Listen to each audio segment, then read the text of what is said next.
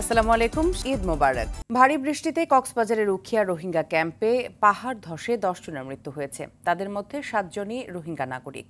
সকালে এই দুর্ঘটনা ঘটে। নিহতরা হলেন উখিয়া রোহিঙ্গা ক্যাম্প 8 ইস্টের মোহাম্মদ হারেস, ক্যাম্প 1 ওয়েস্টের পুটনি, ক্যাম্প 10 ব্লক এফ এর মোহাম্মদ কালাম, সেলিনা খাতুন, আবু মেহের, জয়নব বিবি, ক্যাম্প 9 এর মোহাম্মদ হোসেন আহমেদ ও তার স্ত্রী আনোয়ারা বেগম এবং স্থানীয় বাসিন্দা আব্দুল করিম।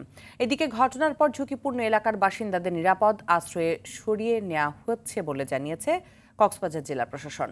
এদিকে ভারী বর্ষণ অব্যাহত থাকায় চট্টগ্রাম ও সিলেটের পাহাড়ি এলাকায় পাহাড় ধসের সতর্কবার্তা দিয়েছে আবহাওয়া অধিদপ্তর। পাশাপাশি রংপুর, ময়মনসিংহ, চট্টগ্রাম ও সিলেটে আগামী 2 দিন ভারী থেকে অতি ভারী বর্ষণের সতর্কতা দেওয়া হয়েছে। আগাগোড়া পানি ঢুকে ফার ভাঙি ঘর ভাঙি গিয়ে তো বহুত তার মা বোন মরে গিয়ে বৃষ্টি জ্বর পানি নারা হনকানি সানি কোনো কিছু নিরাপত্তা নাই। আমরা এখন ঘটনাস্থলে ওইখানে কাছাকাছি আছি। আমাদের যে বাঙালি শিশুটি 12 বছরের শিশু মৃত্যুবরণ করেছে তার পরিবার পাশে আমরা দাঁড়াচ্ছি। আপাতত নগদ 10,000 টাকা তখন কাপড়ের জন্য আমরা দিচ্ছি।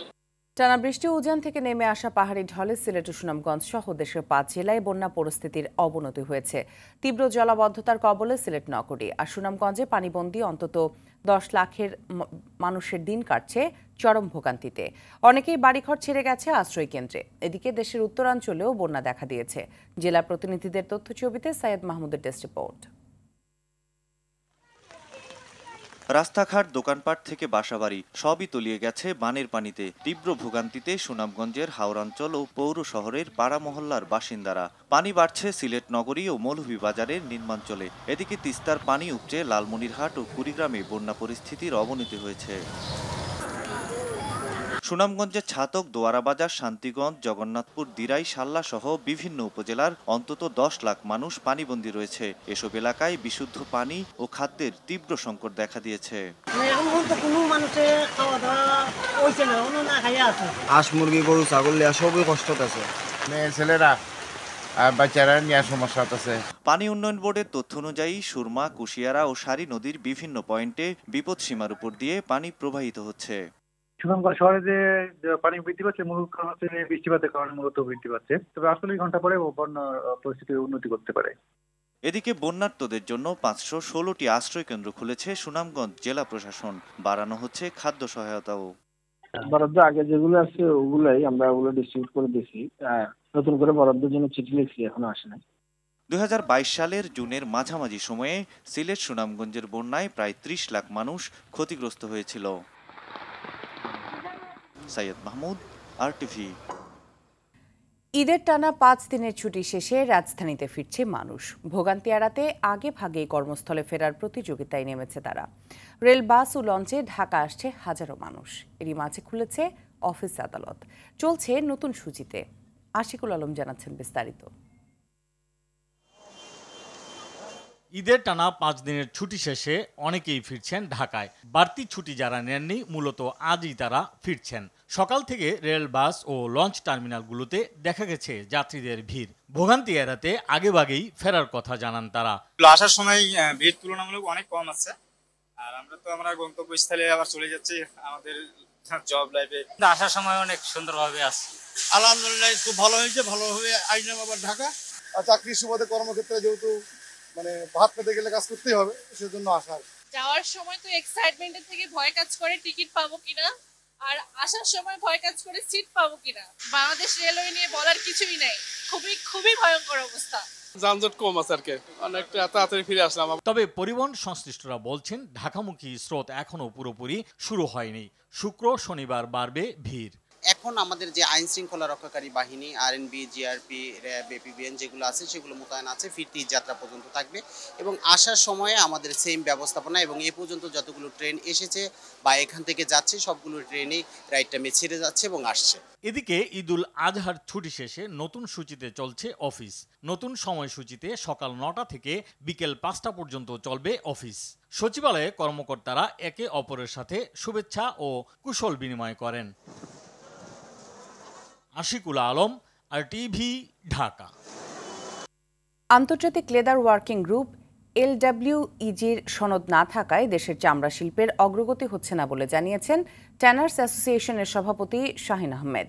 রাজধানী ধানমন্ডিতে কোরবানির চামড়ার সঠিকভাবে সংগ্রহ, সংরক্ষণ ও পরিবহন নিয়ে সংবাদ সম্মেলনে কথা জানান তিনি। কেন্দ্রীয় বর্জ্য পরিশোধনাগার CETP পুরোপুরি প্রস্তুত না হওয়ায় আন্তর্জাতিক সনদ অর্জনও সম্ভব হচ্ছে না। এবার সারা দেশে 80 লাখ পিস চামড়া লবণ দিয়ে সংরক্ষণ করা হয়েছে বলে জানান শাহিন আহমেদ।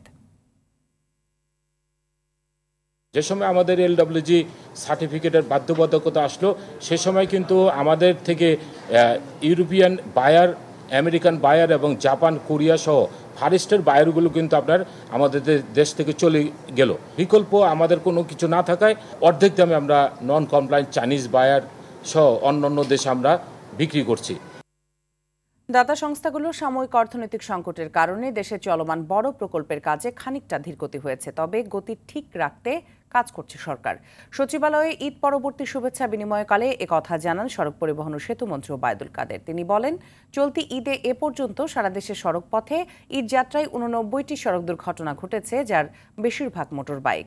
এদিকে আওয়ামী লীগের নতজানু পররাষ্ট্রনীতি বিষয়ক বিএনপির অভিযোগ মুখস্থ কথা বলে মন্তব্য করেন ওবায়দুল কাদের। বলেন, মিয়ানমার ইস্যুতে সরকারের যে ভূমিকা রাখা দরকার সেটাই রাখা হচ্ছে।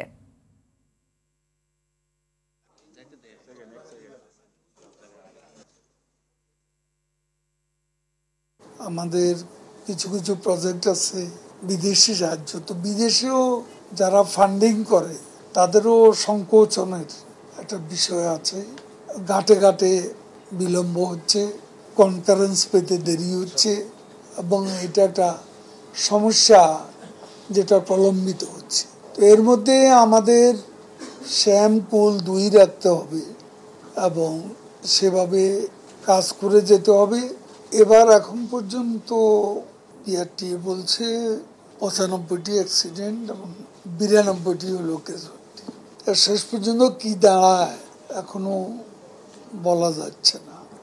সরকারের গণবিরোধী নীতির কারণে গ্যাস, বিদ্যুৎ ও পানির দাম অস্বাভাবিক হারে বৃদ্ধি পেয়েছে বলে অভিযোগ করেছেন বিএনপির সিনিয়র যুগ্ম মহাসচিব রুহুল কবির রিজভী। দুপুরে রাজধানী নয়াপল্টনে বেগম খালেদা জিয়ার নিঃশর্ত মুক্তি এবং গ্যাস, বিদ্যুৎ ও পানির মূল্য বৃদ্ধির প্রতিবাদে বিএনপি ও অঙ্গ সংগঠনের বিক্ষোভ মিছিল শেষে এসব কথা বলেন তিনি।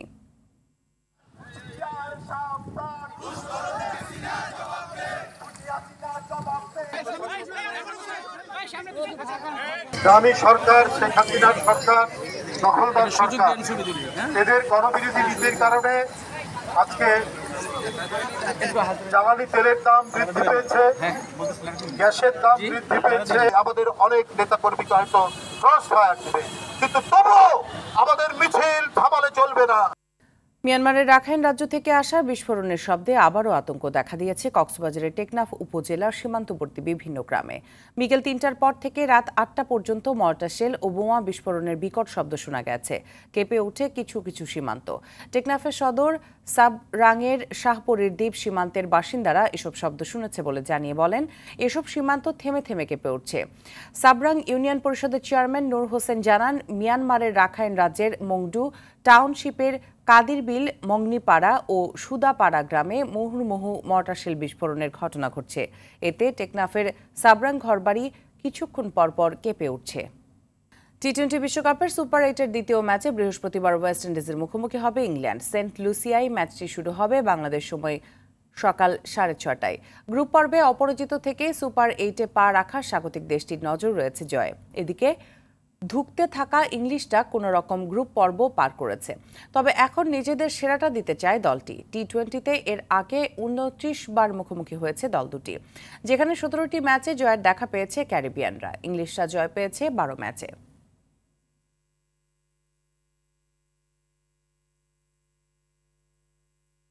রাতের সংবাদ এ পর্যন্ত। সর্বশেষ সংবাদ জানতে যে কোনো মোবাইল ফোন থেকে 241411 নম্বরে ডায়াল করুন। মধ্যরাতের সংবাদ একটাই, দেখার আমন্ত্রণ রইল। ধন্যবাদ সবাইকে।